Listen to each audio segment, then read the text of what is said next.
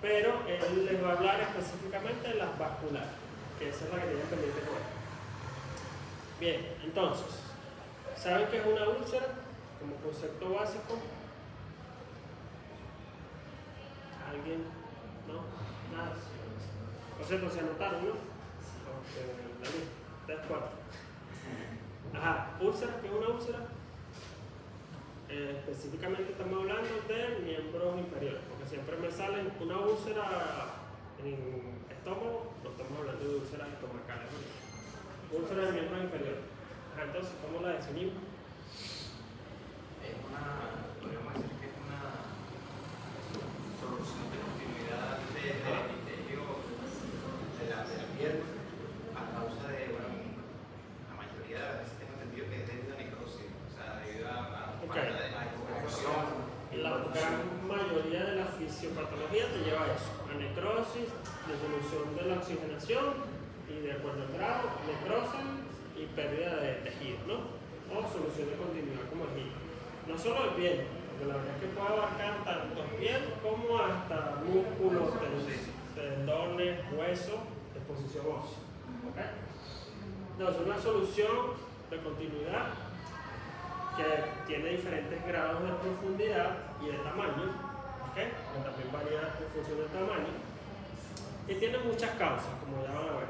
¿Okay? Es como un síndrome también. Si lo ven de esa forma, también es muy parecido a lo que sería un síndrome, que se presenta como una úlcera, y ya van a ver que incluso necrosis, como lo que están viendo allá, ¿okay?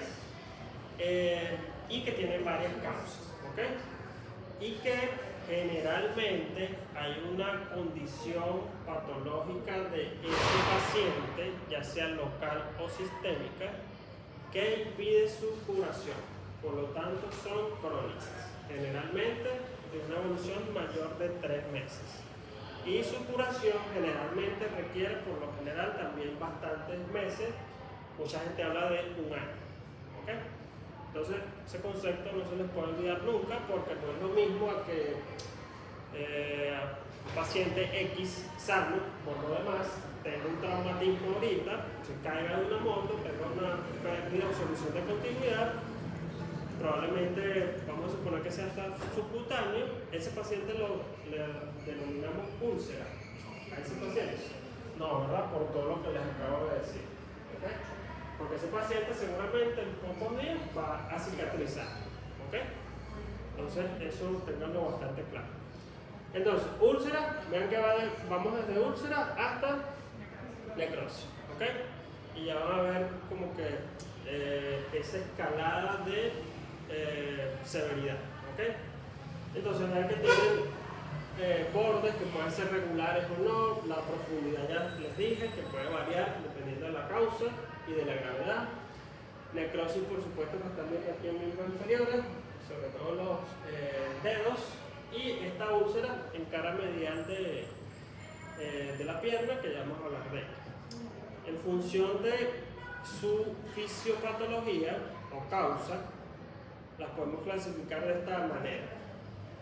Vasculares, por supuesto, que son las más frecuentes, venosas y arteriales.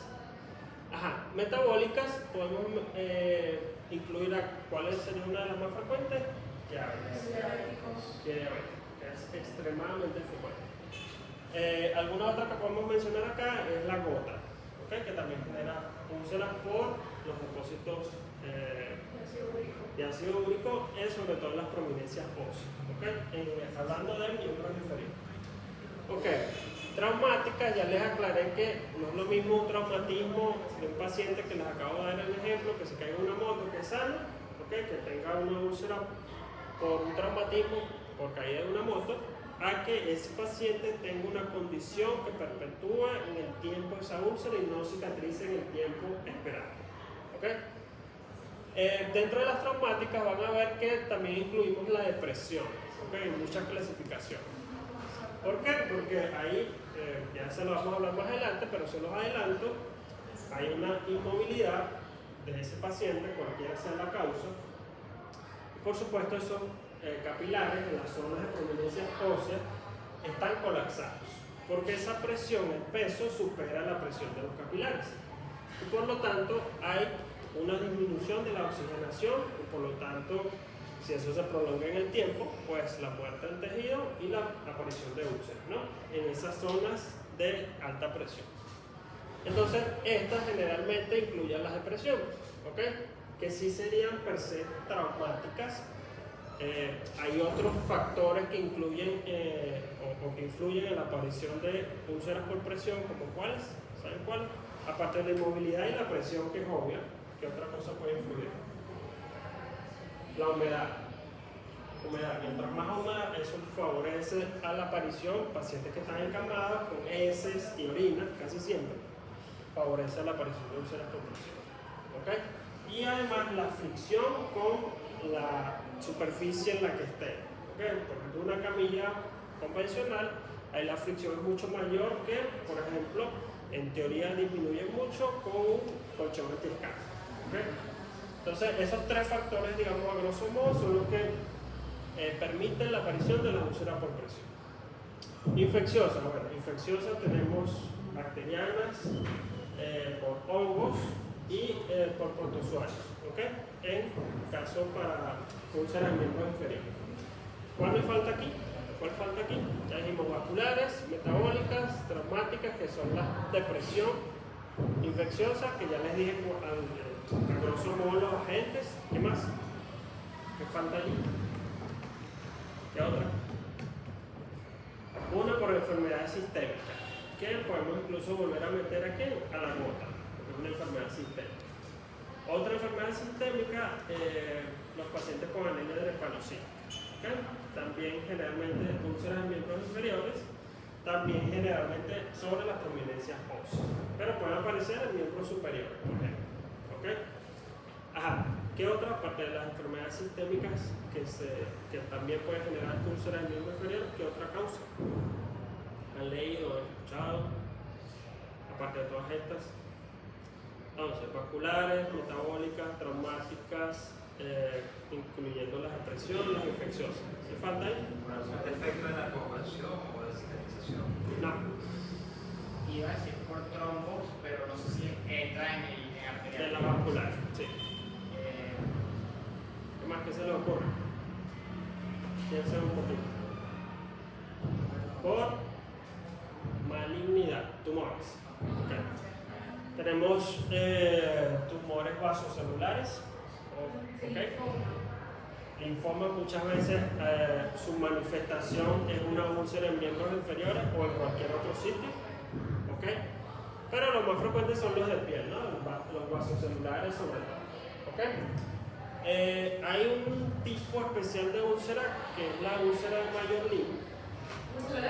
Major-Lin. Esa es esa úlcera crónica que se ha descartado toda, digamos, infecciosa, vascular, ninguna es. O sea, se ha descartado todas las causas más frecuentes y aún persiste esa úlcera. ¿Okay? Generalmente, ¿qué pasa con la úlcera de Major-Lin? Duran más de 3 meses, como todas las úlceras, pero esta no cicatriza. Entonces, ¿qué pasa? Hay un porcentaje importante de úlceras crónicas, hasta un 30% se pueden malignizar. ¿Okay? Y esas son las denominadas úlceras Major-Lin. Entonces, ¿cómo se detecta eso? Con biopsia. Es la única manera de que sepamos que eso ya se malignizó. ¿Okay? Aparte de los tumores ya per se, como el vaso celular, que son de la piel, que generan úlceras también miembros inferiores. ¿Okay? Entonces, pendiente con la úlcera Major-Lin. Hay una úlcera que denominan especial, que son úlceras por hipertensión de las arteriolas, es decir, de los vasos pequeños, en este caso en miembros inferiores. Hay nada más que una hipertensión de esos pequeños vasos, que por supuesto impiden una adecuada circulación, de la microcirculación específicamente, y generan úlceras también en miembros inferiores. ¿Okay? Son las denominadas úlceras hipertensivas, que van a leer en varias clasificaciones y entran como clasificación especial porque no se parece a ninguna otra de las que ya hemos hablado. ¿Okay? Entonces, bueno, vean que hay varias causas de forma general de úlceras en miembro inferior. De hecho, bastantes causas. ¿Okay? Porque ni siquiera les he preguntado cuál es el agente bacteriano más frecuentemente implicado en úlceras infecciosas, por ejemplo, en miembro inferior. ¿Cuál creen que es? Aureus. Ese es uno, pero antes de ese, Epidermides. epidermitis. ¿Y qué otro? ¿Qué otro conocen? Anaerobios también. Clostridio, etc. Ahí pueden ir a hacer una lista larga de todas las que pueden producir úlceras en miembros inferiores. ¿Ok? Bien, y de hongos, ¿cuál se les ocurre? O parásitos, porque también por parásitos pueden generar.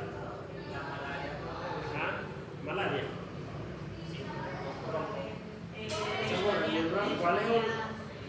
Hay una que es más típica que genera, hablando de parásitos, úlceras en el miembro inferior. Ah, y la leishmania. ¿Asmania cuál? La Cutánea, ¿no? Pero la visceral no. ¿Ok? Que de hecho hay varios focos aquí en Venezuela, ¿no? Muy bien. ¿Y hongos? ¿Cuáles hongos se les ocurren? ¿Han visto? No sé si Micología. Los que por lo menos siguen trayecto linfático. Es porotripsia. Que se imparten justamente porotricosis. Muy bien. Pero la verdad que muchos hongos, o la gran mayoría, pueden generar úlceras. ¿Ok? Pero sí, los que siguen esa vía linfática, ok. Ok, muy bien. Entonces, causa. Importante la causa, eso siempre uno se lo pregunta, siempre, no sé. Y hay miles de causas de úlceras en miembros inferiores. Hasta preguntas de oral y nunca llegan. Tan fácil que es. Ajá. Diagnóstico diferencial de úlceras en miembros inferiores, más o menos lo mismo, solo que aquí les doy localización, si tienen dolor o no, y el aspecto de forma general. No siempre es así, pero generalmente se pueden presentar de esa forma. Creo que les coloqué enfermedad de Berger, que ya les voy a decir qué es, oclusión aguda, enfermedad arterial periférica. Vean que enfermedad arterial periférica, oclusión aguda, enfermedad de Berger, por supuesto es arterial, ¿no? ¿Ok?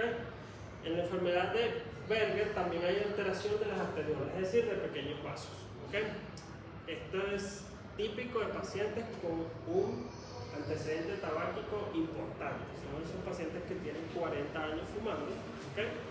Con un índice de paquetes años por encima de 20, 30, etc. ¿no? Es muy típico, de hecho es parte del interrogatorio que debemos hacer para sospechar de esta enfermedad. ¿Qué es esa enfermedad? Es una tromboangitis obliterante, ¿okay? De esas pequeñas arteriolas y que tiene esa alta prevalencia con pacientes con tabaquismo. ¿Okay? Entonces, ¿qué otro fenómeno podemos ayudarnos a la hora del interrogatorio para sospechar de esta enfermedad también? El fenómeno de Raynaud. ¿Han escuchado ese fenómeno? ¿Qué implica eso? ¿O cómo lo definiría ese fenómeno? Contracción periférica a nivel de la parte más distal de los miembros superiores. Ok, ¿y cómo? Sí, es cierto, pero ¿cómo se manifiesta eso? Después las manos blancas y el cuerpo rojo. Ajá. Ya, repite otra vez. Tiene tres fases, el azul, blanco y rojo. El azul es la parte de cianosis, que es la mano azul. Después comienza con la investigación, está la mano blanca, y después como que termina de completar su investigación, son la mano roja. Ok. ¿Y qué tiene que ver el calor y el frío? Sí, son bloqueos por frío, son pasos bajos que se producen por el frío. Ajá, muy bien. Entonces, cuando vean eso, un paciente, y más con un antecedente tabáquico importante, y si tiene factores de riesgo cardiovascular, ¿qué son? ¿Cuáles son los típicos factores de riesgo para enfermedad cardiovascular? Para aterosclerosis, obesos, sedentarios, fumador, diabético, hipertensos, antecedentes de ACV, etc., ¿no? Y dislipidemia. Entonces, más este fenómeno, más tabaquismo, más todo lo que ya les dije, piensen en esta enfermedad. Es infrecuente, la verdad, esta enfermedad, ¿ok? Por supuesto, lo primero es pensar en aterosclerosis, porque la verdad es que y no genera este fenómeno de Raynaud también, ¿ok? Está presente en la de Berger, más no está en pacientes que tienen aterosclerosis, ¿ok? No está presente el fenómeno. Oclusión aguda, sí, por supuesto. Si un paciente tiene una fibrilación auricular, que es la arritmia más frecuente del mundo, no tratada, y un trombo viaja hasta la pierna, por supuesto puede tener una trombosis aguda o lo que les coloqué ahí, oclusión arterial aguda. ¿Y cómo se presentaría ese paciente? ¿Cómo es ese paciente típico de una oclusión arterial aguda clínicamente? ¿Cómo les va a llegar? Por supuesto. En la zona es, o sea, estamos hablando de las piernas. ¿Cómo sería el cambio de coloración? ¿De qué tipo? Rojo y violáceo, morado. Ok, sí. De hecho, pueden ser las tres en función de la fase o de del tiempo que tenga ya la isquemia. Ajá, entonces, ¿cómo empieza primero? O sea, sería rojo, morado, negro, ¿no? Y lo blanco, la palidez. Morado, negro. ¿Y la palidez dónde me la dejas? Sí, No primero la palidez. Después se va así, después ahí es rojo y va cambiando. Y después la violáceo y necrótico, ¿no? Ok. Bien, pero lo cierto es que es algo agudo, que el paciente de repente está en su casa, generalmente prefiere un dolor intenso de aparición súbita en el miembro inferior afectado. Y van a tener mucho dolor, la palidez, ¿qué más? Son las 5 P. Edema unilateral. Sí, puede ser, pero ¿cuáles son las 5 P? Palidez, dolor, solo llevan 2. Ah, Rubor. O sea, es verdad, en inglés. Ajá. ¿Cuál más? Rubor. Rubor, no. Eso no tiene P, pero. Vamos a buscar las 5 P de isquemia arterial aguda en miembro inferior. Ajá, entonces, pero lo cierto es que es un paciente que va a tener dolor, palidez, imposibilidad funcional, es decir, no va a poder mover el miembro porque tiene una isquemia aguda de ese miembro, ¿ok? Y por supuesto va de la palidez hasta violáceo y la parte necrótico, ¿no? Que ya sería lo último, ¿ok? Rojo antes de llegar a lo violáceo y luego violáceo y necrótico, ¿ok? Ajá, ¿qué más les iba a decir de esto? Por supuesto, hay pacientes que tienen enfermedad arterial periférica, que es algo crónico, y de repente hizo una arritmia porque tenía una arritmia, una FA, el trombo viajó y terminó de ocluir esa arteria en ese miembro afectado, ¿no? Eso también pasa. Así como también no tienen aterosclerosis previa, pero sí un trombo igualmente viaja del corazón hasta ese miembro y lo ocluye totalmente. Esas son las dos formas que pueden pasar, o las más frecuentes. La enfermedad de Berger ya les dije qué es, y las arteriales, su localización. Generalmente puede estar la verdad en varios sitios dependiendo de la arteria afectada. Pero de forma general sí es cierto en los pies, sobre todo en los dedos de los pies, la cara lateral del pie, ¿ok? Lateral, no medial, ¿ok? Interdigital es como que la ubicación habitual de las úlceras arteriales. Por supuesto son muy dolorosas, ¿ok? Las arteriales. Y como dice ahí, su aspecto es generalmente irregular y de base pálida. La verdad es que son más amarillentas y tienden a ser profundas también. Y evolucionan en, digamos, más corto tiempo si las comparamos con las venosas, ¿ok? Bien, vamos con la venosa. Entonces, la venosa, por supuesto, hay una insuficiencia venosa, que puede ser del sistema superficial, de las perforantes o del sistema profundo, ¿no? Esos son los tres sitios donde puede haber la afectación. Su localización habitual, malleolar interno, o por encima del malleolo interno. Esa es su ubicación habitual. Y hay otra ubicación habitual que es el tercio distal del pie, ¿ok? Esa es la otra ubicación habitual de las por enfermedad venosa. Pero lo más típico es que sea malleolar, interno o un poquito más arriba. Casi todos los pacientes vienen con esa úlcera localizada allí. Ok, el dolor es mucho más leve comparado con la arterial. Si tienen dolor, pero la verdad es que es un dolor muy leve, tú lo vas caminando por la calle sin ningún problema. Irregular igualmente de base rosa o pálida, ¿ok? La verdad es que la coloración de la base de la úlcera es muy variable, así que eso lo pueden obviar desde el punto de vista semiológico, ¿ok? Infartos cutáneos, a esto me refiero en realidad a las enfermedades sistémicas que pueden generar úlceras en miembros inferiores. Aquí les coloqué embolia, hipertensión, pero la verdad es que lo más frecuente es que sea una vasculitis o una anemia drepanocítica o gota, ¿ok? Que causen estas úlceras por una enfermedad sistémica. Hipertensión, la única que te puede generar por hipertensión úlceras en miembros inferiores es la úlcera por hipertensión, que es la que les acabo de explicar, que tiene la clasificación especial, que genera hipertensión en las vénulas y en los capilares. ¿Okay? Y generalmente esos pacientes, sí es verdad, tienen hipertensión o enfermedad arterial hipertensiva.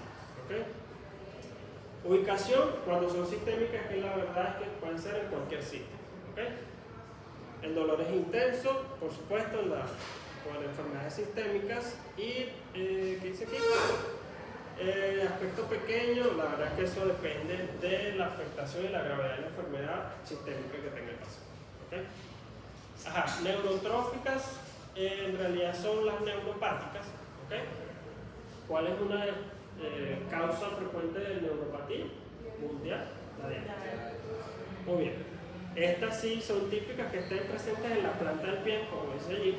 ¿Okay? El paciente no, por supuesto, al no tener sensibilidad en el miembro afectado, en el pie específicamente, que no solo es de sensibilidad, porque también tienen problemas motores, como ustedes saben, afectación motora o neuropatía motora también, sobre todo los pacientes diabéticos. Entonces ellos al no tener sensibilidad siempre tienen traumatismos y no se dan cuenta, no se revisan el pie, y sobre todo en las zonas de mayor presión, ¿no? ¿Cuáles son las zonas de mayor presión en el pie? Donde se hace más presión, el talón, la cabeza de los metatarsos y la punta de los dedos.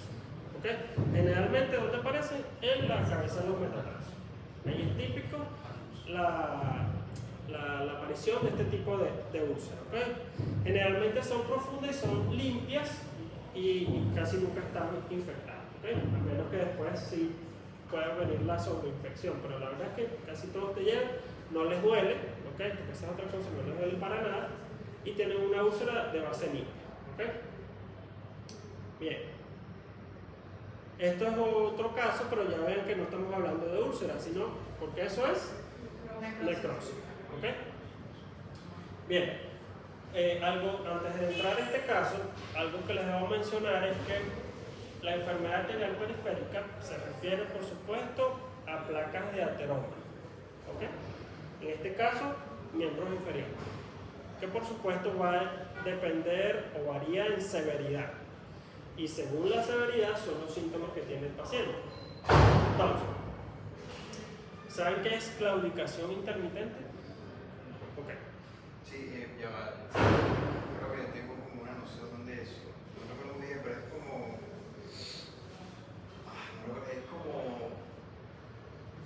Es como una vasoconstricción intermitente que. Ya va a poner que es cuando las personas caminan, Ajá. les duele y es por esa es como la vasoconstricción. ¿Dónde les duele? En el miembro inferior. Ok, específicamente dónde. Es verdad, el miembro inferior, pero hay una zona típica donde No recuerdo bien. en los gastrocnemios, muy bien, en los gemelos, pero tú te estás haciendo. ¿Qué dice aquí completo?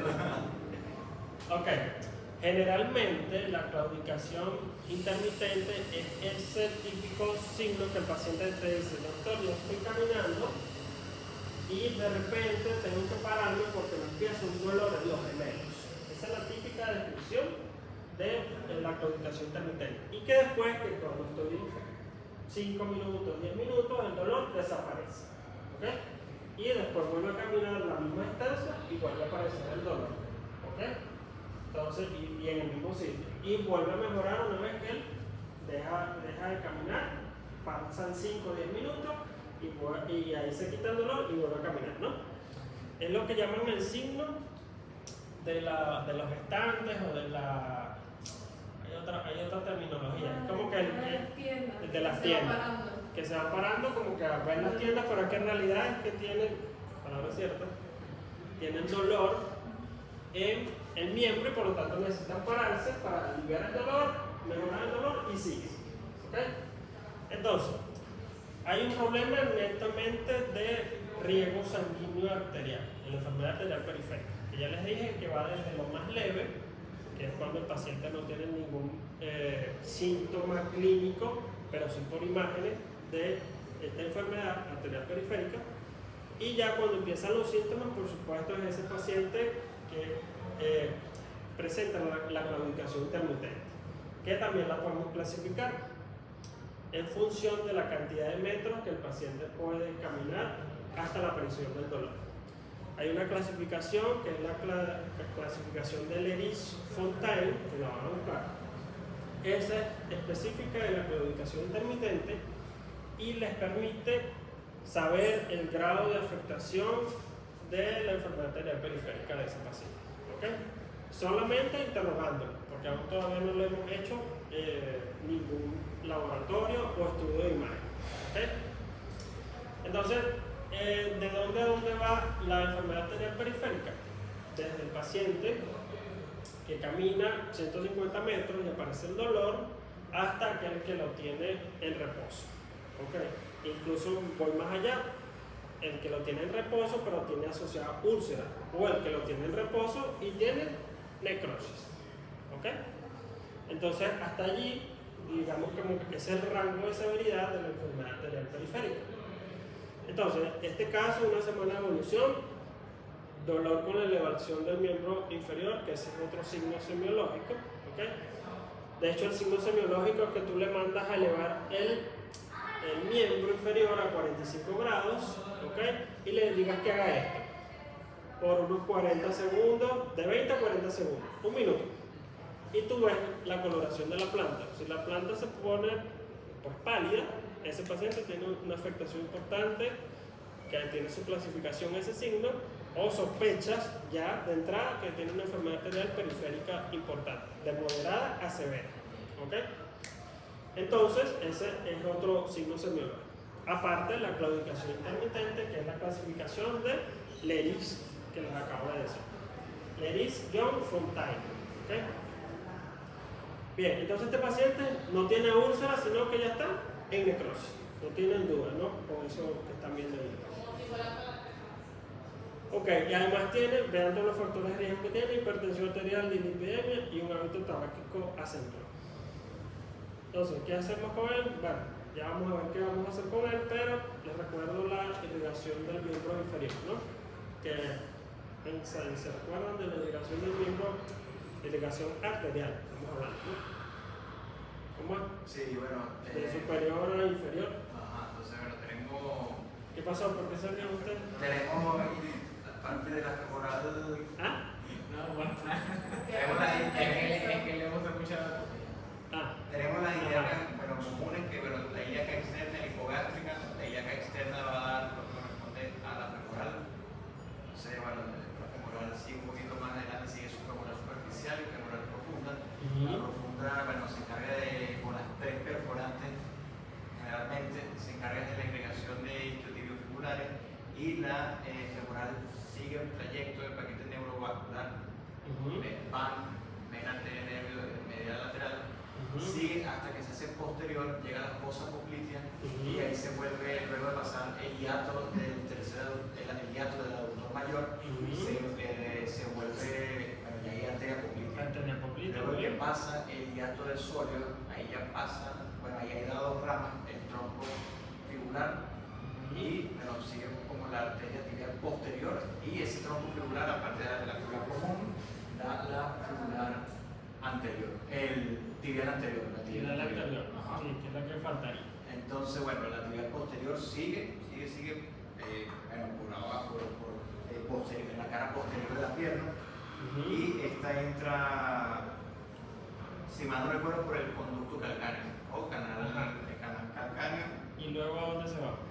Luego se hace lateral y bueno, se junta cuando llega a la tibial anterior, pasa por el retináculo extensor, arteria pedia, perfora a nivel del segundo metatarsiano, y bueno, hacen el arco precisamente plantar del pie. Muy bien. Entonces, ¿por qué es importante es esto? Porque cuando ustedes vayan a pedir, ¿qué se le pide típicamente a estos pacientes con enfermedad arterial periférica? Angiograma o angiotac. ¿Te queda con el angiograma o te queda con el angiotac? Un eco No sé, Ajá, antes de eso, un ecodoppler, ¿no? Que es como que lo más accesible, rápido, que está presente en casi todos los centros de salud. Un ecodoppler, ¿qué te reporta el ecodoppler? Arterial. Ajá, ¿y cómo se reporta el flujo normal? Son colores. el azul, o sea que cuando es azul es que se está acercando la sangre, ¿no? Y cuando es rojo es que se está alejando, ¿sabes? No, tiene un... No es así. Ajá. Típicamente, ¿cómo es? ¿Cuáles son las fases que te reporta el ecodoppler? Y tú sabes que en función del número de fases que te reporta, ese flujo está normal o alterado. Aparte de ver, por ejemplo, un trombo, sí, eso es otro hallazgo adicional, porque tú no sabes si tiene una oclusión arterial aguda, puede ser. Entonces, ¿qué les reporta? Generalmente, o lo normal es que sea un reporte o pulso trifásico, que es lo que ellos van a mencionar. Tiene 3 fases, creo que yo más adelante les muestro una de las imágenes, a ver si las tengo para que me entiendan. Cuando pedimos el ecodoppler, eso no avanza. Ajá, vean aquí. Esta curva que están viendo allá, que dice normal, ¿no? Hay como 3 fases. Tomando como referencia, por supuesto, un eje horizontal, ¿no? Entonces, fase 1, fase 2 y fase 3. ¿Sí? Esta es la clásica imagen que te reporta o te lo reportan en los informes de un ecodoppler. Y esta es la imagen que tú dices que a veces es rojo, a veces es azul, ¿ok? Pero la verdad eso es para ver flujo. Y si ese flujo se interrumpe, por ejemplo, si aquí hubiese un trombo, tú lo ves de hecho acá. Y este flujo no pasa de aquí para acá, por ejemplo, ¿ok? Y en función de lo que estés viendo, puede ser azul o rojo, en función de si vena o arteria, ¿ok? Bien, entonces vean que esto es lo normal. Esto ya hay una afectación desde lo más leve a lo más severo. Vean que este, por ejemplo, va en una sola fase. No tiene las 3 fases como este, ¿no? Vean que la curva solo está por encima de la horizontal. Y por supuesto, te lo va a reportar como normal o bifásico, que en teoría sería esto, ¿ok? Y este es el monofásico. Y la verdad es que hay cambios muy leves como para determinar si es monofásico o bifásico, ¿ok? Pero aquí dice, usted dijo que dice moderado es bifásico. Sí, en teoría porque ellos no incluyen como esta muesca o hay variabilidad o disminuye el tamaño, la verdad es que lo determina el técnico que lo está haciendo. Y esto él lo determina como bifásico generalmente, ¿ok? Estas 2 ondas que están acá, ¿ok? Pero bueno, ustedes no tienen por qué saber la forma en que el técnico te reporta o cómo lo va a determinar o no. La verdad es que él te lo dice en todos los informes. Todos los informes deberían decir flujo monofásico, flujo bifásico, flujo trifásico, ¿ok? ¿Sí? Además de eso, si por supuesto si tienes algún trombo que veas en cualquiera de las ramas arteriales, también te lo debe reportar. Y en teoría, una forma te puede determinar, en caso de que haya un trombo o arteriosclerosis, el porcentaje de flujo que está pasando por una arteria determinada. Por ejemplo, la poplitea tiene un flujo del 60%, por decirte algo, o tiene un flujo del 97%. Todo eso debería reportarlo el ecodoppler, ¿okay? La verdad es que es bastante sensible y específico para determinar enfermedad arterial periférica, ¿okay? Como estudio inicial. Porque ¿cuál es el ideal? La angiotomografía. ¿Y qué dices del angiograma? O de la angiografía, en realidad. ¿Cuál es la diferencia entre uno y otro? Para el estudio de la enfermedad arterial periférica. En que uno es invasivo y el otro no. Porque en la angioTAC, le das contraste al paciente, pero no pinchan ningún vaso. ¿O sí? Angiograma va como inyectando En la angiografía, no angiograma, tú metes un catéter vía femoral, ¿no? E inyectas el contraste y tienes un fluoroscopio acá y vas viendo las imágenes del árbol arterial. Entonces se te sirve diagnóstico y terapéutico de una vez, porque incluso por ahí puedes meter un balón de Fogarty, etcétera, ¿no? Y liberar lo que tengas que liberar, ¿ok? Entonces uno es invasivo y el otro no. El otro es diagnóstico y terapéutico, el otro solo diagnóstico, ¿ok? ¿Cuál es el solo diagnóstico? Para ver si les quedó claro. La angiotaca. Muy bien. Porque ahí no usamos catéteres, no, solo imágenes, solo contraste. ¿Okay? Bien, entonces regresemos para atrás.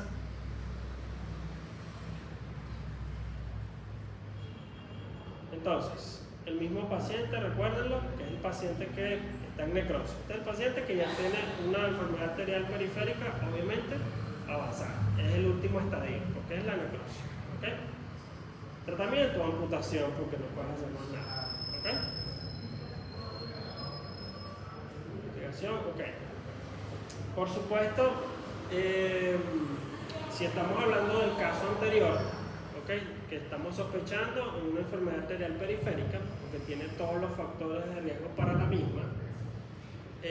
La enfermedad arterial periférica, por cierto, no afecta las arteriolas unicapilares, solo vasos de mediano y de gran calibre. ¿Okay? Ese también es otro dato.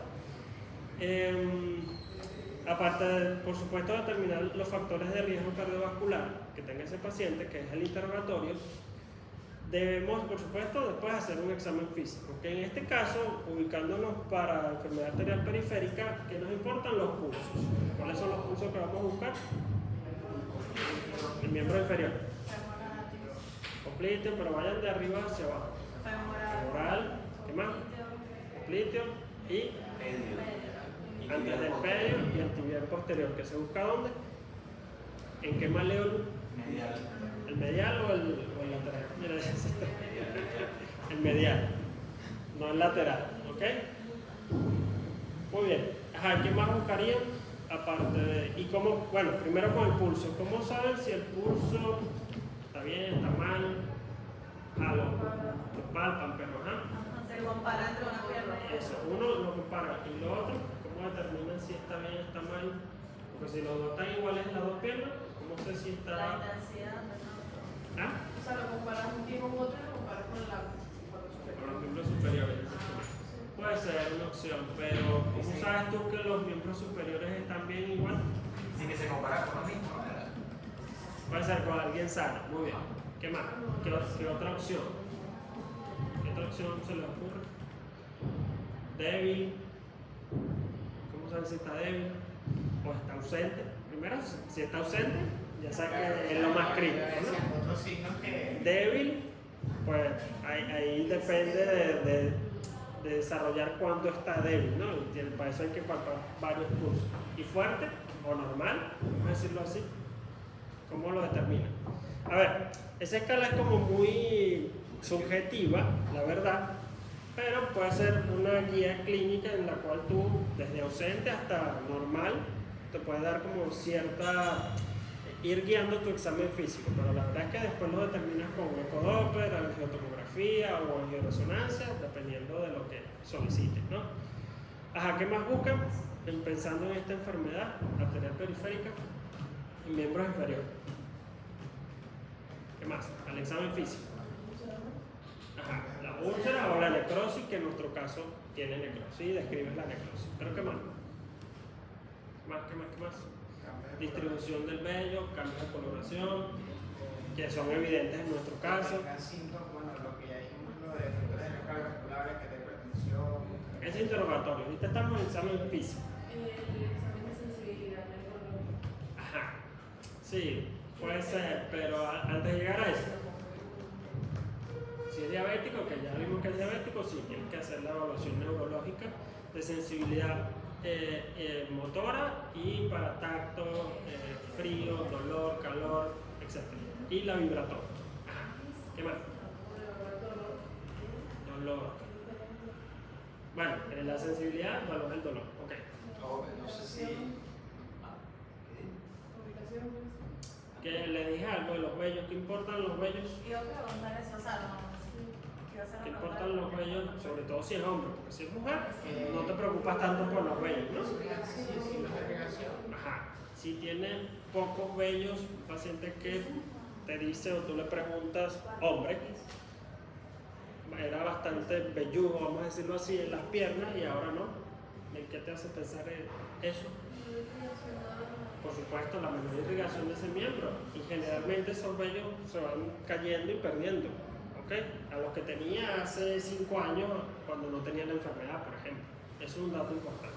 La temperatura del miembro inferior, eso también es importante, ¿no? Por supuesto, la coloración, si está pálido, o la necrosis evidente que vieron en la foto, ¿no?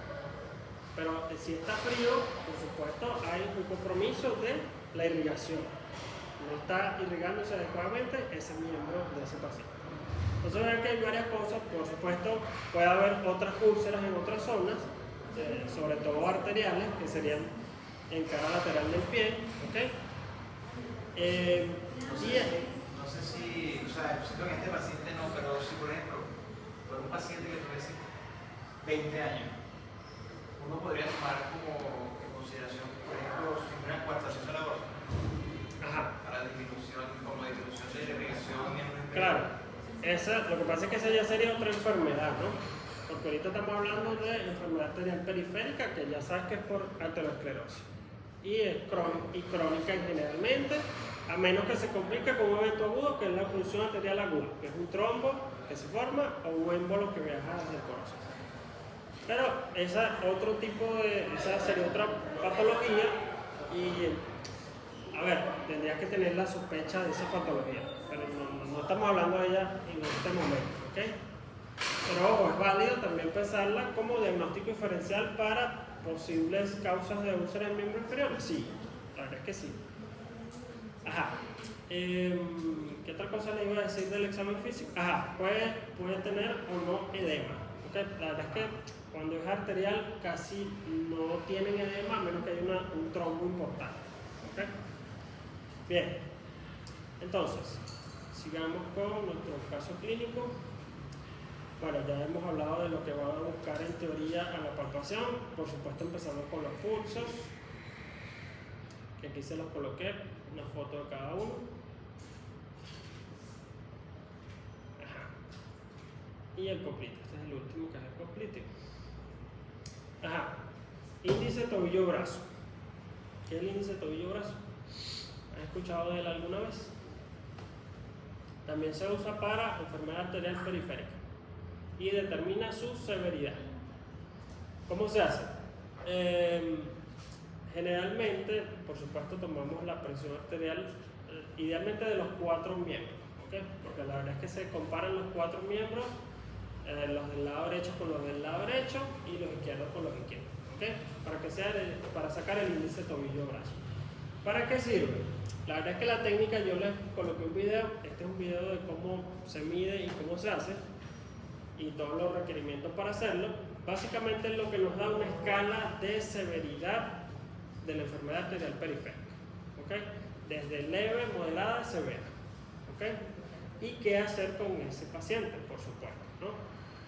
Leve, que hay un rango, creo que se los coloqué aquí. No se los coloqué. Bueno, X.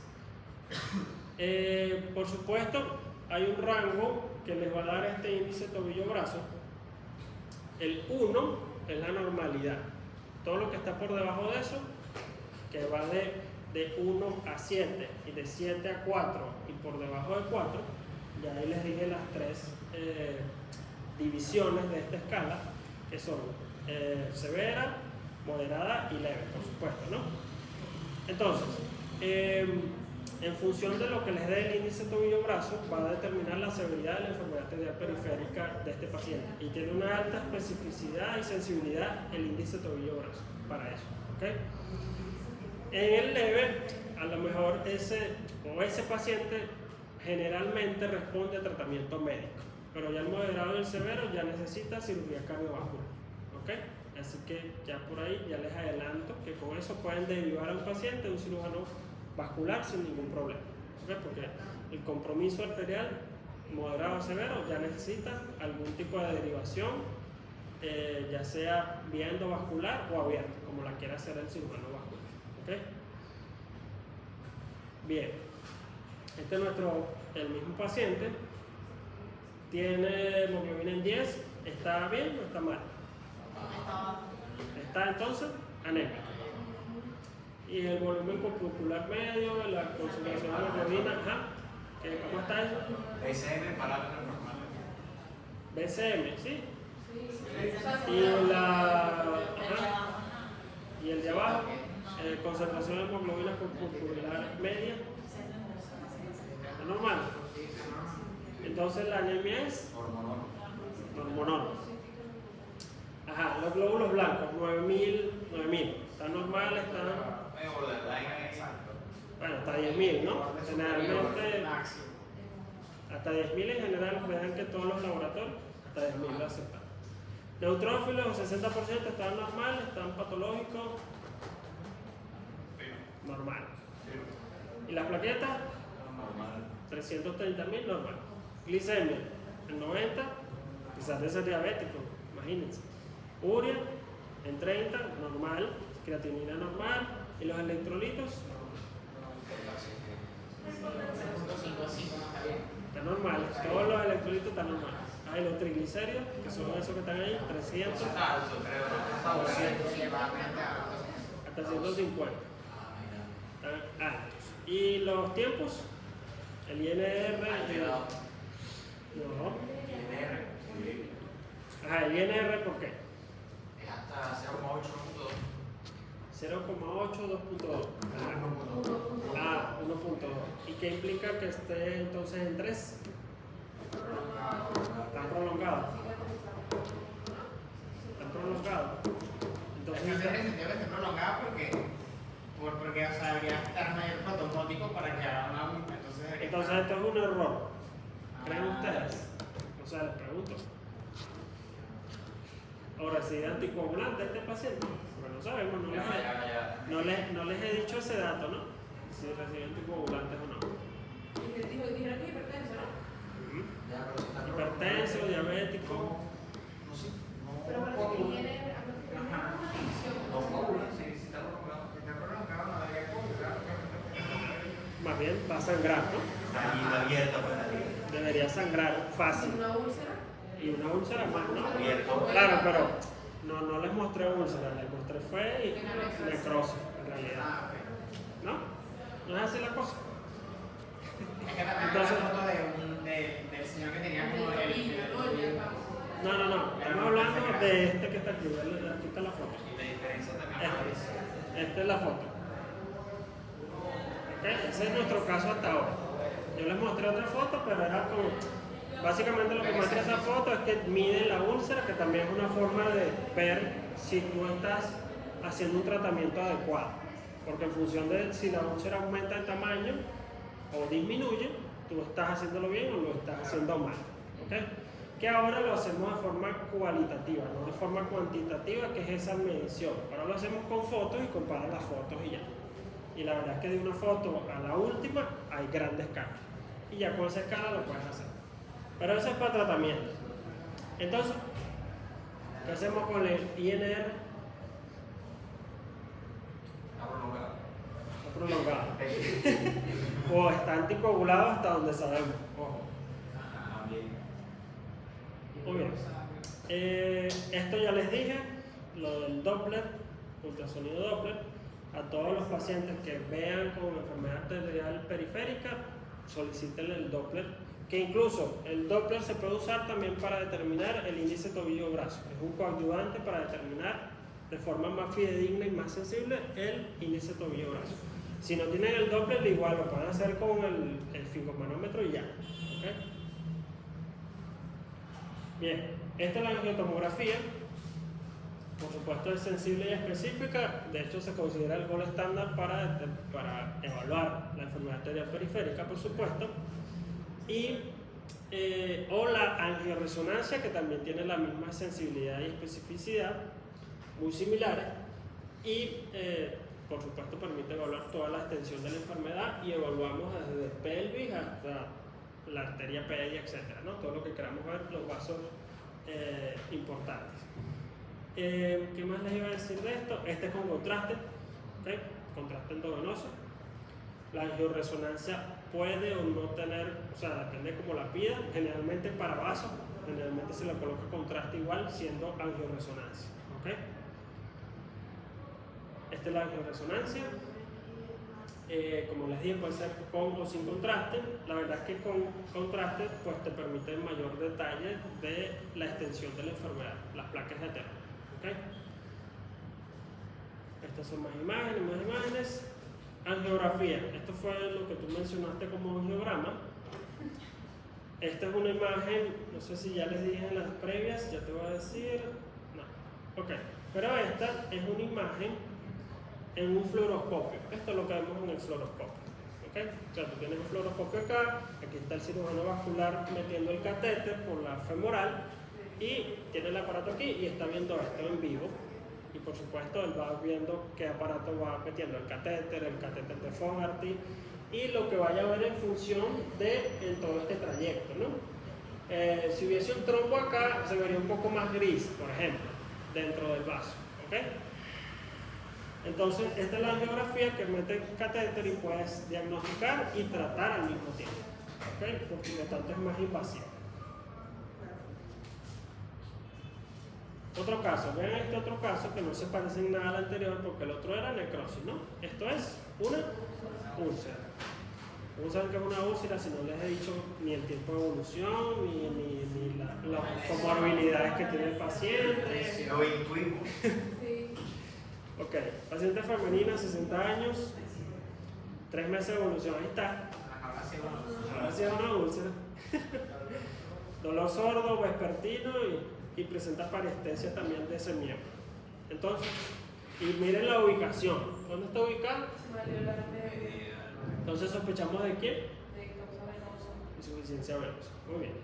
Esa es la ubicación típica de la insuficiencia venosa o úlceras venosas. ¿Por qué se ven más ahí? Bueno, hay unas perforantes que van del superficial al profundo, ¿okay? Que tienen de hecho nombres propios. No se los voy a decir porque la verdad que no me interesan mucho los nombres propios. Pero hay unas perforantes a este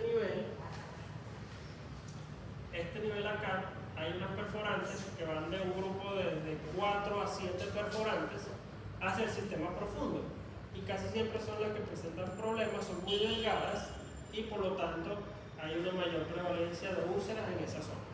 Es donde se presenta mayor insuficiencia, ya sea por daño de las válvulas, ¿okay? O reflujo en esas perforantes que están ahí. Y por eso es que se presenta la gran mayoría de los pacientes las úlceras en esa zona. ¿Okay? Como saben, hay un sistema superficial, perforantes y profundo, ¿cierto? Ese es el sistema venoso de los miembros inferiores. ¿Okay? De las superficiales, las más importantes, ¿cuáles son? Muy bien. ¿Qué? Ahí está el dibujito, mira. ¿Esta cuál es? La barba. Y vamos a ver esta. La barba. ¿Ves? Una llega hasta acá, se mete hacia la fosa poplitea y esta llega a ¿dónde? Y a tosafeno y desemboca ¿a dónde? Femoral. En la femoral. Muy bien. Muy bien. Ajá, sigamos. Entonces, aquí están los nombres de los epónimos de las perforantes. ¿Ok? Esta es la que les acabo de mencionar, que es por encima del malleolo medial. Están las de Boyd, están las que están más arriba, y todos los nombres que quieran colocarles que están allí, se ven muy mal, pero son los nombres propios de las perforantes. ¿Ok? Muy bien. Ajá. Hay 2 mecanismos o 3 máximo importantes para la insuficiencia venosa, que son las valvulopatías, porque recuerden que las venas tienen válvulas, ¿okay? Al haber valvulopatías pueden generar el reflujo, ¿okay? Que ese es el otro signo que se busca con el ecodoppler, pero en este caso venoso, ¿okay? Fallo de la bomba muscular, bueno, pacientes sedentarios, inmóviles por algún motivo, recuerden que hay una bomba muscular que favorece el retorno venoso, pues estos pacientes no la van a tener. ¿Ok? Daño de las válvulas o alguna obstrucción como cuál, trombosis venosa profunda. Un paciente con antecedentes de trombosis venosa profunda puede tener un síndrome post-trombótico. ¿Qué es un síndrome post-trombótico? Todas aquellas alteraciones derivadas de esa obstrucción que generalmente genera valvulopatías y ese paciente genera una insuficiencia venosa crónica. Lamentablemente porque no recibió el tratamiento a tiempo, si lo recibió recibió muy tarde y ya el daño valvular o venoso ya estaba instalado. ¿Ok? Eso es súper importante que lo interroguen siempre que tengan un paciente con insuficiencia venosa. Factores de riesgo para insuficiencia venosa: mujer, obesa, mayor de 40 años, antecedentes de insuficiencia venosa crónica familiar, porque se dice que tiene un componente familiar o hereditario no muy bien comprobado, pero sí se ha visto en cuanto a estadística. Entonces, con todos esos factores de riesgo, sospechar insuficiencia venosa crónica. ¿Okay? Por supuesto, el reflujo o la obstrucción por ese trombo o lo que sea genera presión en cualquiera de los sistemas, dependiendo en donde esté la obstrucción. Si está en el profundo, va a generar reflujo hacia las perforantes y hacia el superficial, ¿okay? Que es el caso más típico. ¿Okay? Aquí otras formas fisiopatológicas, que es lo que les estaba hablando: fallo de la bomba muscular, obstrucción profunda, incompetencia profunda, incompetencia de las perforantes, por supuesto. Todo ello lleva a insuficiencia venosa crónica. ¿Ok? Ajá.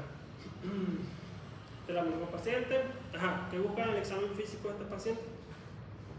¿Buscan los pulsos o no? ¿O no les interesan los pulsos aquí? Es venoso. No nos interesan los pulsos aquí. Sí, no. Igual los tomaría. ¿Por qué? ¿Por qué? ¿Por qué? Por si Para acaso. si acaso hay algo Por mixto. si a las moscas. Por si acaso hay algo mixto. Hay patologías mixtas que hay componente arterial y componente venoso. Sí, de hecho hasta el 30% de los pacientes tiene componente mixto. Y de hecho, la alta prevalencia de la insuficiencia venosa y de la alta prevalencia de la arterial, pues siempre debes descartar las dos al mismo tiempo. ¿Okay? Porque el componente mixto, la verdad, es más frecuente de lo que se cree. Entonces, si este paciente tuviera un componente arterial, incluso cambia la forma en que vas a tratar la úlcera venosa. Porque a este paciente que tiene una insuficiencia arterial periférica, con esta úlcera venosa además, es decir, un componente mixto, generalmente no le puedo colocar, por ejemplo, medias de compresión. Le causaría una isquemia al miembro. ¿Ok? ¿Sí? Empeora la úlcera, etcétera, ¿no? Sí, es mixta, digo. Si es mixto. Ahora, supongamos que es solo venoso. Este paciente no tiene nada arterial, ya lo verificamos por cualquier medio que sea, ecodoppler, angiotomografía, lo que ustedes quieran.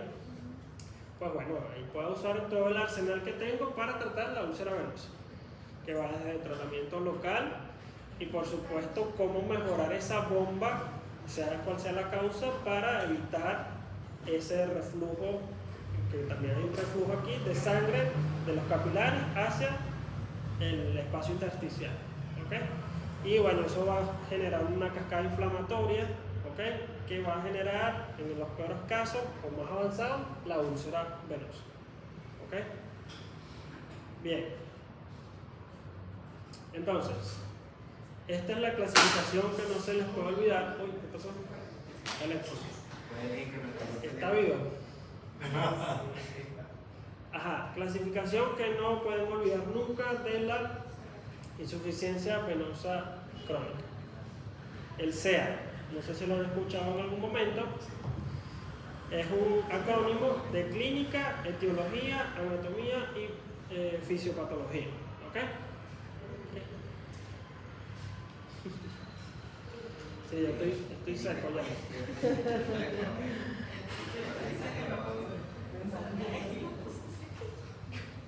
Ajá, entonces, esta, muchachos, gracias a Dios que existe, porque antes de esta clasificación era un desastre y un arroz con mango la clasificación de la insuficiencia venosa crónica.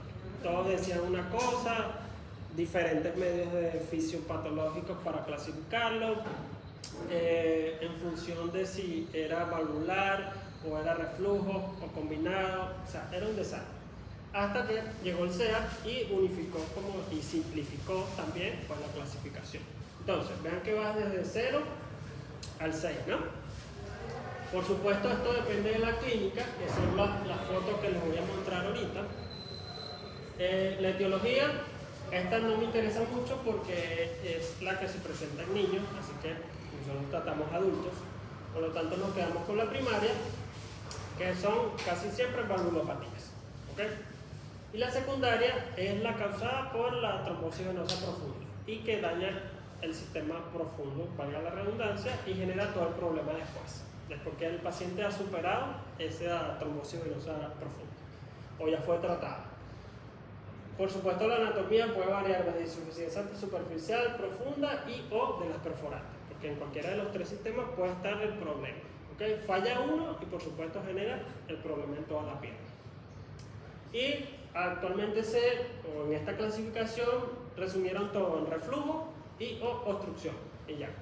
Básicamente en un eco venoso, un Doppler venoso, pues te reportan si tiene un trombo y si tiene reflujo en cualquiera de los tres sistemas. ¿Okay? El eco Doppler venoso la verdad es mucho más complejo para realizarlo para el ecografista, requiere mucho más tiempo de cambios de posición del paciente, etc. O sea, se tarda la verdad bastante más que un eco arterial. ¿Okay? Bien, entonces vamos con la clasificación, que son las fotos que están acá. Si ven el CA0 es que no tiene, como ya vieron acá, no tiene signos visibles de la enfermedad venosa o de insuficiencia venosa. Entonces, el clase 1, por supuesto, son las telangiectasias, que son estas varices reticulares que están viendo acá, ¿okay? Que son menos de 3 milímetros de grosor. ¿Okay? Entonces, el CA2, que es este que está acá, por supuesto son las mismas telangiectasias, pero ya las denominan varices. ¿Por qué? Porque ya tienen más de 3 milímetros. ¿Okay? Que son estas fotos que están acá, ven que son mucho más gruesas, ¿no? En comparación con aquella. ¿Okay? Y otra cosa de la clasificación es que todos los cambios se van sumando. Es decir, el 2 tiene también aquello, ¿sí? Y así sucesivamente. El 3, por supuesto, tenemos el edema.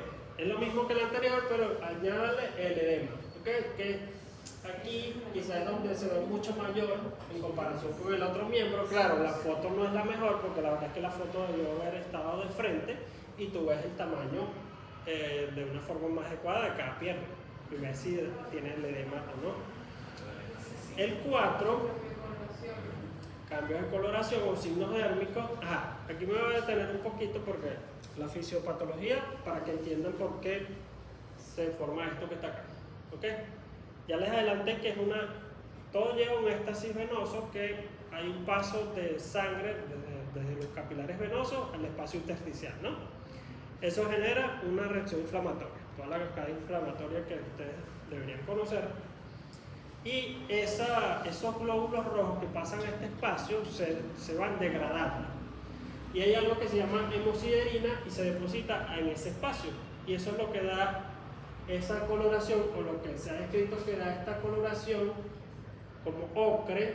Quizás aquí se vea mejor. Esta coloración que está acá, aparte hay necrosis grasa, es como que esto se adelgazara. Si lo comparas con esto está mucho más delgado acá, ¿ok?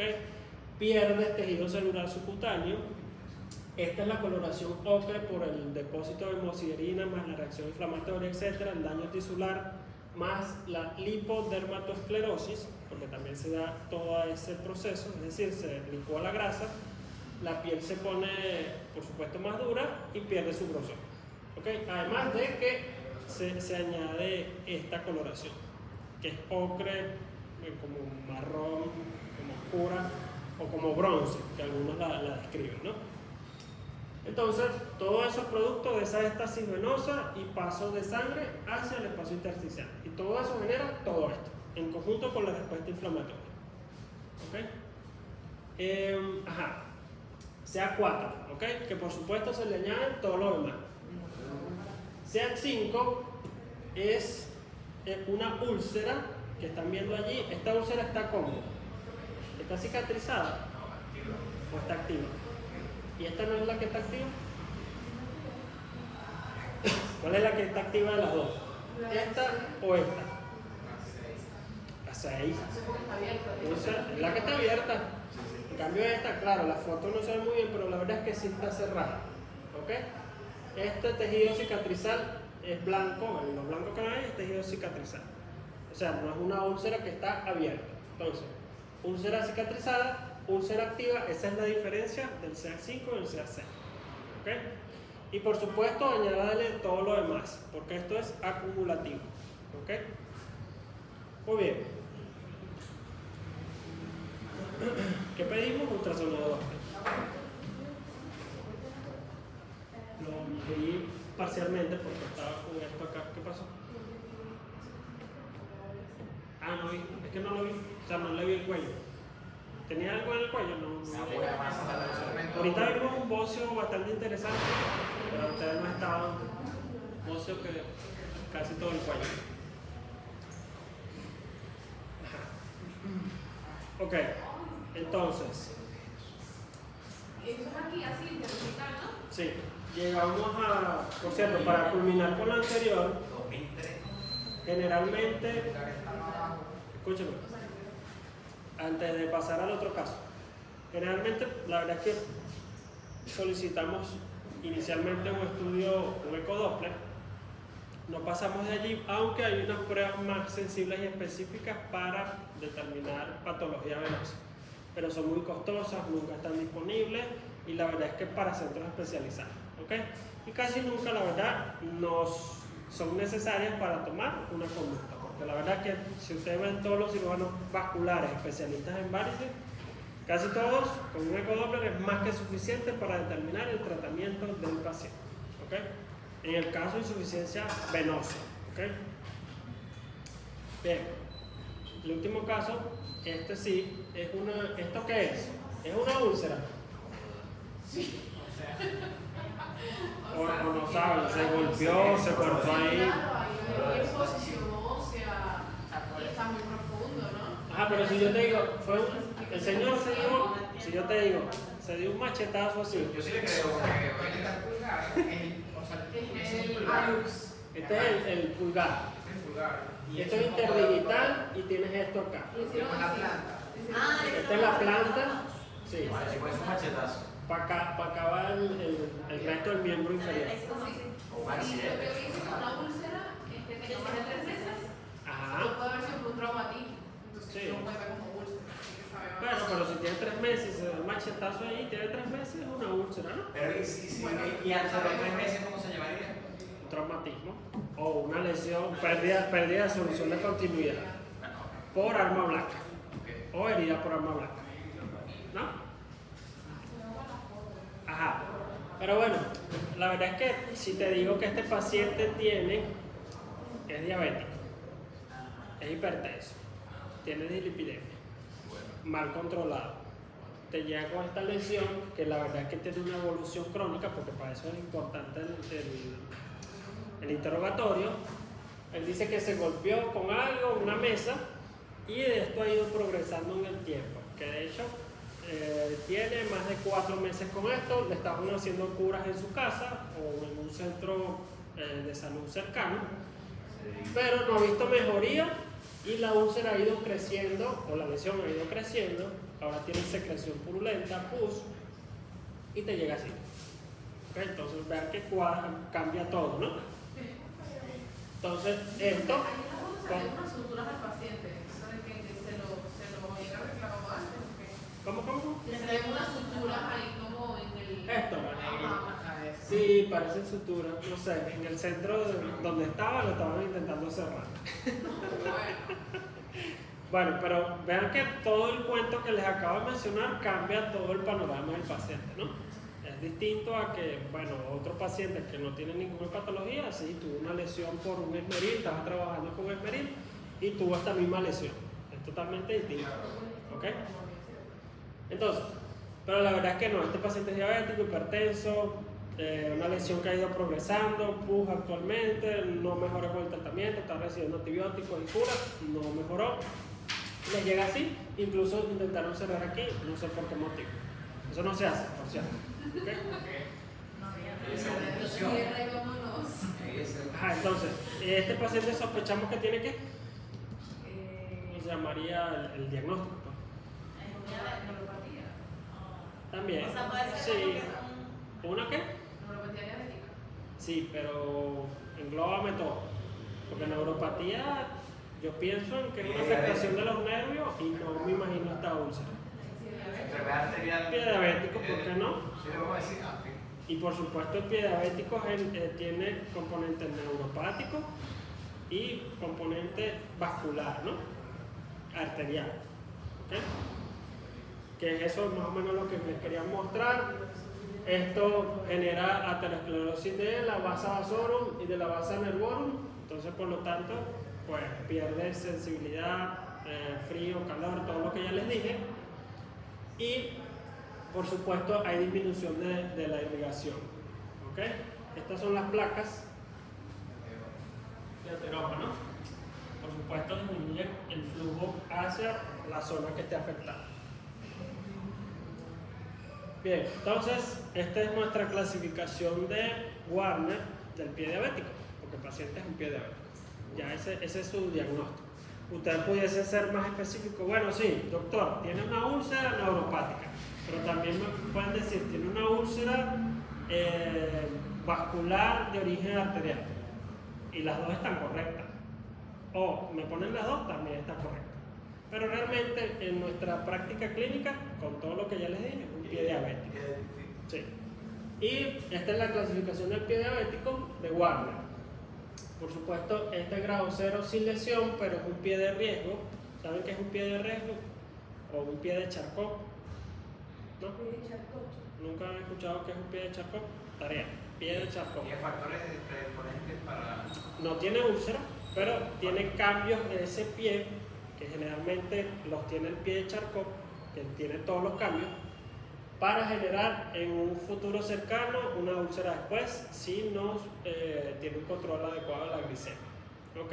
O no usa un calzado adecuado para la enfermedad que él tiene, que es diabetes. Y además tiene un pie de Charcot, producto de la diabetes, porque todo es producto de la diabetes. Entonces, pero no hay úlcera. Aquí la úlcera es superficial, úlcera profunda. Aquí se añade un acceso o osteomelitis, ¿ok?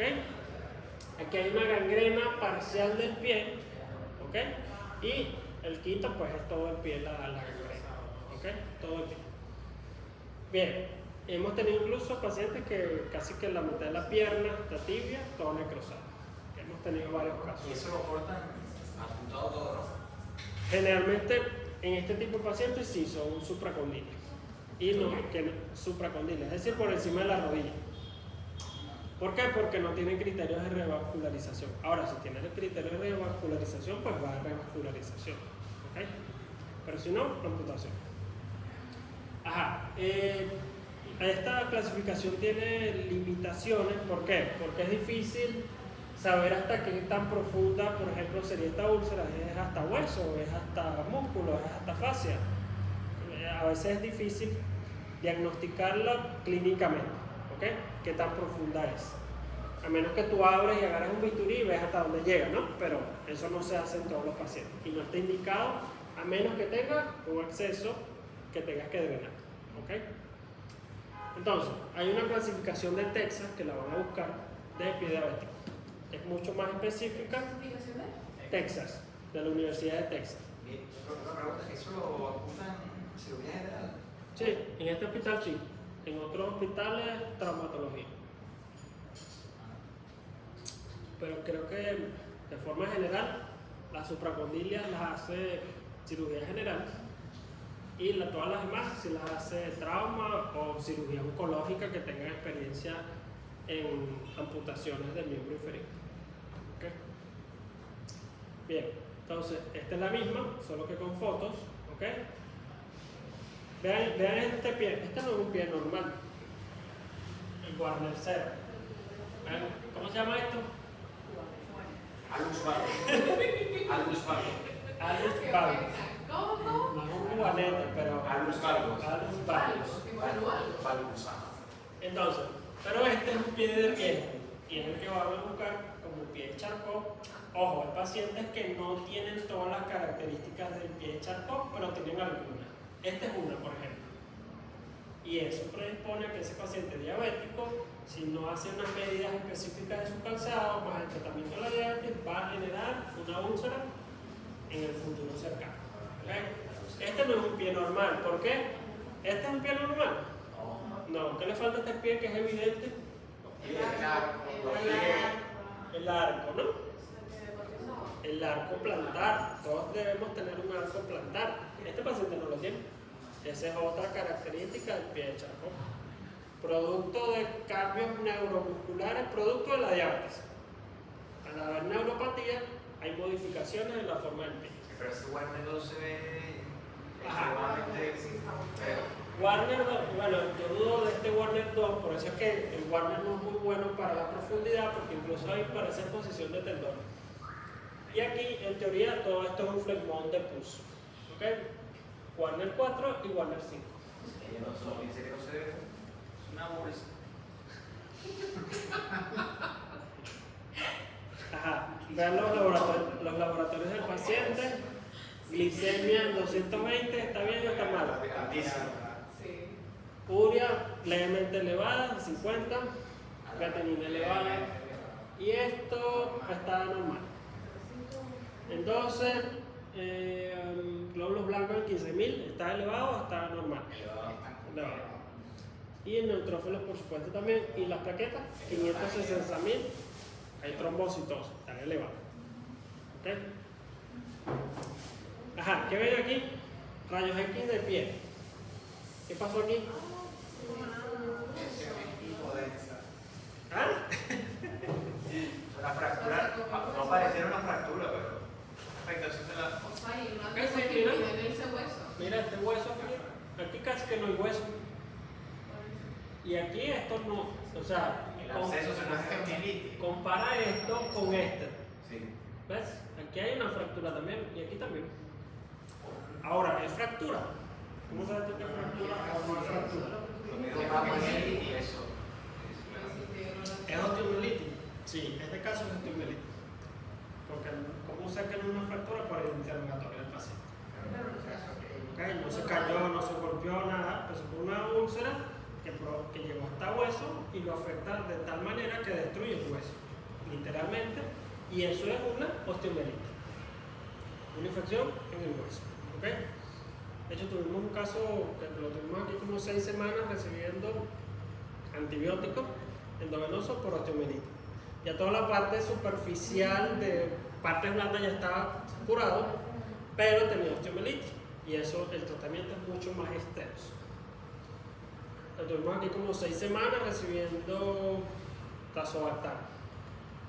Bien, entonces hay cambios, por supuesto este es el peor de los grados de osteomielitis, que es la destrucción ósea, ¿ok? Pero hay cambios más leves, o sea, van desde leve a severo, como todo. ¿Cuáles son los más leves? Por ejemplo, vamos a ver si se ve acá, ven que esto tiene como una corteza, ¿no? Y adentro la parte esponjosa, ¿no? ¿Sí? Uno de los cambios iniciales de la osteomielitis es que esta corteza se vuelve más delgada, ¿ok? Ese es uno de los cambios iniciales. Van a encontrar uno que es secuestro, etcétera, no sé qué. Esa tarea también. Busquen signos de osteomielitis radiológicos. Pero bueno, este es el caso más extremo. ¿Qué más ven ahí, por cierto? Aparte de la destrucción del quinto dedo. La afectación de. Bueno, ¿es del dedo o es del metatarso? De la articulación metatarsofalángea, me parece. Esta es la falange, ¿no? Ah. De aquí para arriba. Es esta parte de la que se Entonces, es el metatarso. Metatarsofalángea, la articulación, me Es parece. de hecho, la cabeza de este metatarso no está. ¿Ok? Sí, eso lo. Ah, y aparte de esto, ¿qué más ven aquí? ¿Qué es esto como...? ¿Y la parte blanca? Sí, pero lo que ves como... A ver, te ubico en contexto. Tú ves estos espacios aquí grises, ¿no? Ahora, en este espacio gris, tú ves otra cosa como un poco más, más negra o oscura o radiolúcida. ¿Qué es eso? No, aire. Aire. Y entonces eso te puede indicar qué? Sulfidio, un anaerobio. Un anaerobio. Ajá, claro, Sí. ellos son los que tocan la piel y tienen crepitantes. Crepitante. Incluso tú a veces palpas estos pies y tiene crepitante. Ok. Como las bolsitas que se No sé si han visto los crepitantes que tuvimos hace poco en pacientes. A los pacientes que operamos de acalasia o de reflujo, como entramos hacia el mediastino, a veces ese aire pues sube al cuello y pueden tener crepitantes acá. Leve, o sea, si es mucho ahí sí nos preocupamos, pero la verdad es que casi todo es muy leve, pero es por esa comunicación que hay del mediastino, por supuesto por las fascias del cuello, y llega hasta acá, hasta el cuello. Pero bueno, aquí hablando de pies, sí, pueden tener crepitantes, ¿ok? En estos casos. Ultrasonido Doppler, una vez más, ¿por qué? Porque tenemos que evaluar el árbol arterial, que es la principal vía de daño por la diabetes, ¿no? Que es la arteriopatía arterial periférica, o la enfermedad arterial periférica, mejor dicho. Lo mismo, por último, úlceras por presión. Ya les dije la fisiopatología, esta es la región sacra, ¿sí? Glúteo, región sacra. El típico paciente, 90 y tantos de años, demencia senil y con paraplegia, ¿ok? O con algún ACV secuelar que no se puede mover, ¿ok? Alteraciones de la columna, etcétera, ¿no? Entonces generan eso. Esto es lo que ya les expliqué de la fisiopatología.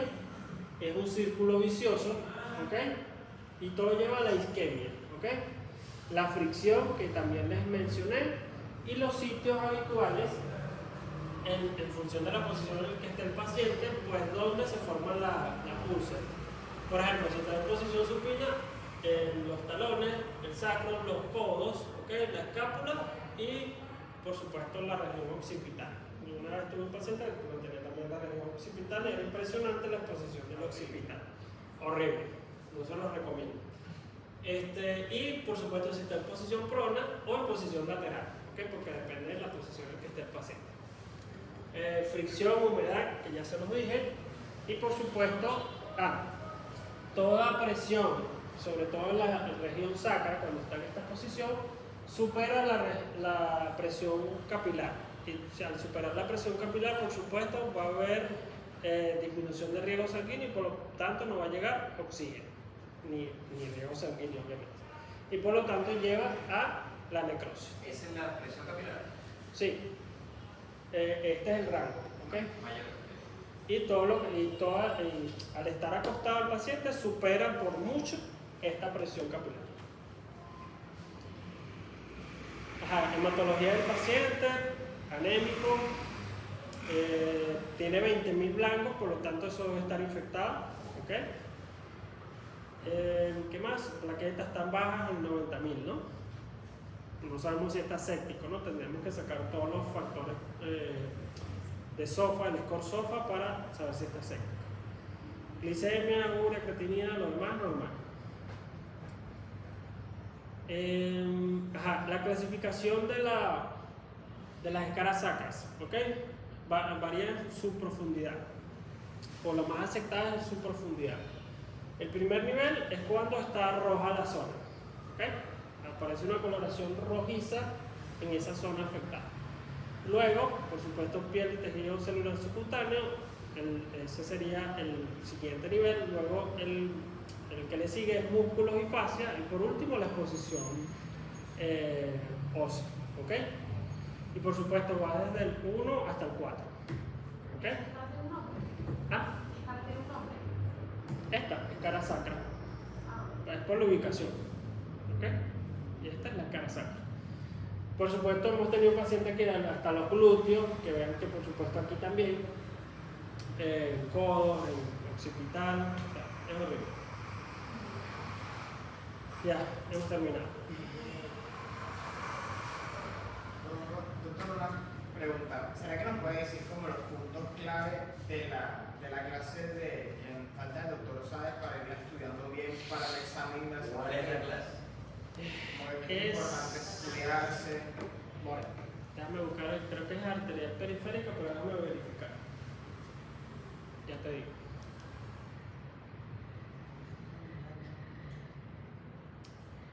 Voy a buscarlo en el Classroom.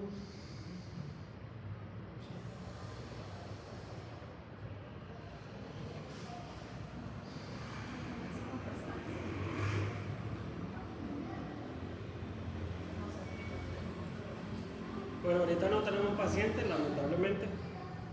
No hay ni un paciente. ¿Por qué? Porque no hay halogenado, que es un anestésico, desde el día sábado.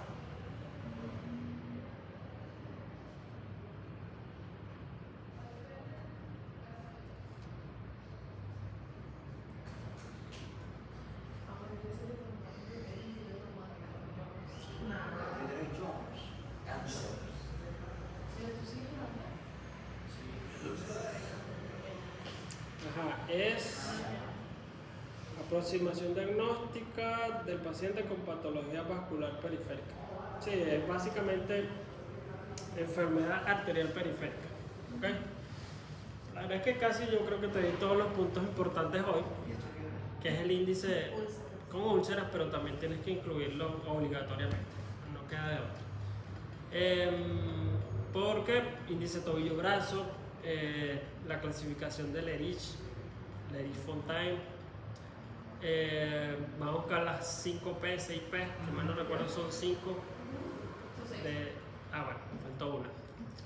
¿Qué más de enfermedad arterial periférica? Su fisiopatología, por supuesto, que es básicamente la misma de toda enfermedad cardiovascular, o sea, placas de ateroma y su complicación, si se rompe la placa o no, o si fue un trombo o un émbolo, mejor dicho, que viaja hasta la placa y termina obstruido. ¿Cómo lo diagnostica? Básicamente es un eco Doppler inicialmente y luego la angiotac, que es el Gold Star. Sí, sí.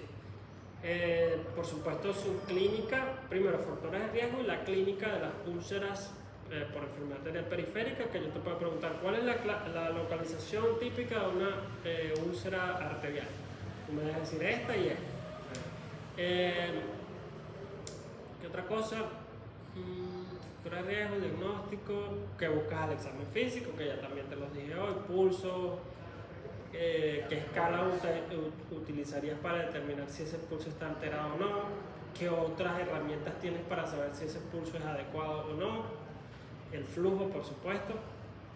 ¿Qué otra cosa? Digamos más clínico. Que ya que eso no tiene mayor complicación. Índice tobillo-brazo, más clasificación de Fontaine. Bueno, lo otro que te puedo preguntar es, dime cómo diferencias una oclusión arterial aguda de una crónica. Cómo se comporta una y cómo se comporta la otra en función de la clínica que presenta el paciente. La verdad es que es muy sencilla determinar. Con las P y la claudicación intermitente ya más que suficiente. ¿Qué más? Creo que eso. Creo que en cuanto a clínica, que es lo que me interesa que ustedes sepan, ahorita eso es más que suficiente. Ahorita que se me ocurra alguna otra cosa. Por supuesto, las causas. Si yo te pregunto, dime las causas de las úlceras de miembros inferiores, tú me las debes escupir así y decirme todas las causas. Que siempre, como les dije, siempre se las pregunto y la mayoría casi nunca dicen 2 o 3 y ya. Entonces, bueno, eso.